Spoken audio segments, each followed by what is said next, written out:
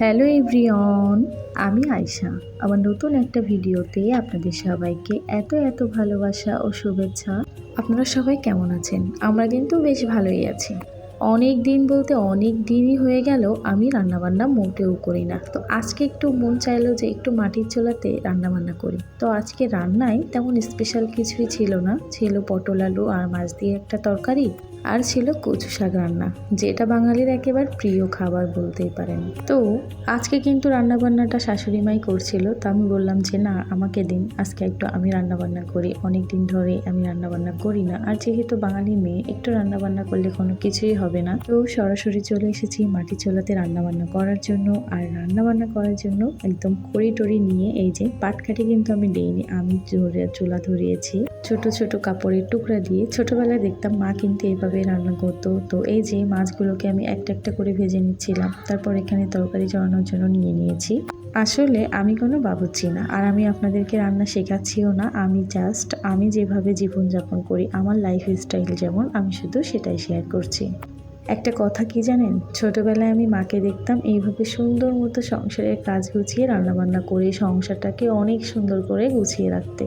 ছোটবেলায় এগুলো তো বুঝতাম না, বাট এখন বুঝি সংসার কতটা মধুর হয়, কতটা ভালোবাসার হয়। এটা ভীষণই ভালোবাসার জিনিস হয়। দেখে বেশ ভালোই লাগছিল। আর আজকে ওয়েদারটা একটু নরম ছিল দুপুরের পর থেকে। চারি সাইডটা একটু নিস্তব্ধ ছিল, গম্ভীর মেরেছিল, মনে হচ্ছিল কখন এক্ষুনি বৃষ্টি নামবে। বৃষ্টি নেমেছে কিন্তু সন্ধ্যার একটু আগে। তো তরকারি তো প্রায় হয়ে এসেছে। এখন তরকারিতে একটু জিরে মরিচ আর গরম মশলার জিরা ছিটিয়ে দিয়ে তরকারিটা নামিয়ে নেব। আর এদিকে কচু শাকটাও হচ্ছিল, সেটাকেও আমি এই সাইডে বসিয়ে দিয়েছি। তো সুন্দর মতো ওদিকে রান্না হচ্ছিল একটা, আর এদিকে এই যে আমি তরকারিটা নামিয়ে নিচ্ছি এই হাঁড়িগুলো সুন্দর মতো মেজে পরিষ্কার করে রাখার জন্য। মাকেও ছোটবেলায় এগুলো দেখতাম। আমরা মেয়েরা মনে হয় সব কাজ মায়ের কাছ থেকে শিখি, তাই না?